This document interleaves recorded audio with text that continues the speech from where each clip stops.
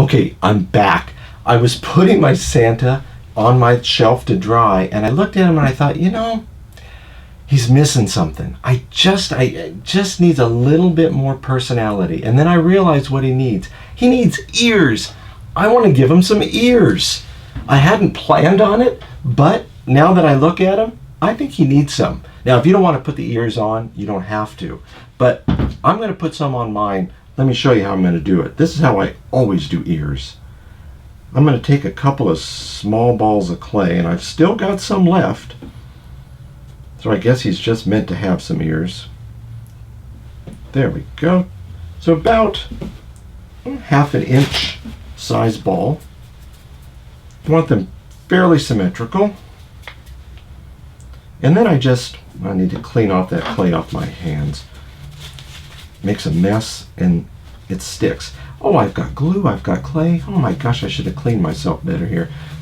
Well, no worry, it's going to be fine. Okay, so then I just kind of give it a pinch. I'm flattening it out. And I'm going to pinch this edge down at the bottom, and that would represent the lobe. And I'm not trying to make necessarily an anatomically correct ear. It's going to be more of a stylized cartoon ear. But poor Santa's got a ear, right? So just making sure that they're somewhat symmetrical. Kind of like this is like a little wedge of cheese. What would that shape be? I guess that'd be a wedge.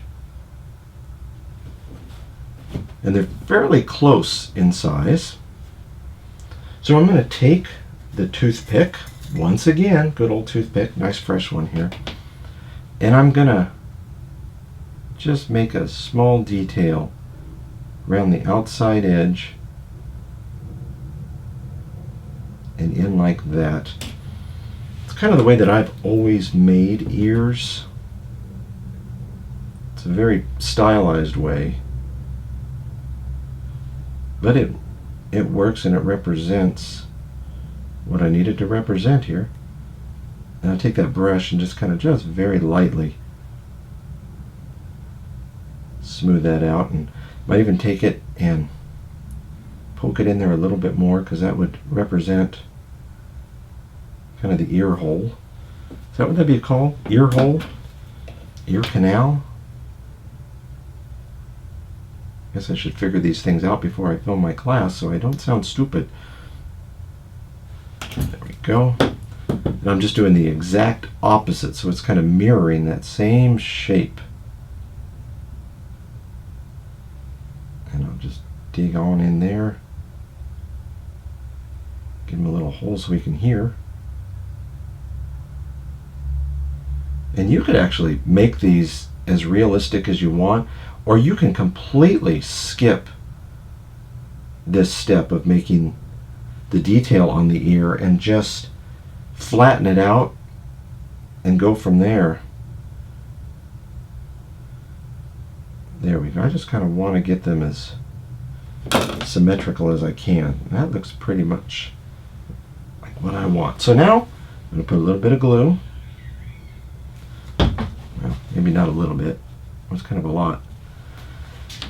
And the best thing to do is to lay it on its side. I'm going to want to put the ear directly in line with the arm. And that's right where that would be. If I get enough glue on there, it'll start to hold in place by itself. Sometimes it slides down, which this one's doing. I guess I got too much glue. And that'll happen. The best thing to do, and I'm not going to be able to show it here on film, but I would glue one ear, get it in position, just like that, and let it sit for maybe 10 minutes or so. And then I would flip it over, and well, I only have two hands. I don't know how I'm going to do this. Okay, I would let it dry. That's why I would let it dry, because you only have two hands. You can't do this. There. And I would put that, and I'd make sure that it's directly in line with the other one. Oh, that looks so good already. But like I said, you might want to let that one dry, because now, see, bink, all the ears are going to fall off. So I'm going to set that one aside, glue that one back on there, make sure it's right in the position I want it, in line with the arm, kind of in the center of the face, just like that. Okay, so then that's a good position. So now I'm going to let that set for 10 minutes. I'll flip it back over and glue the other ear on, and then I'll set it to dry, and then we're going to come back and gesso it.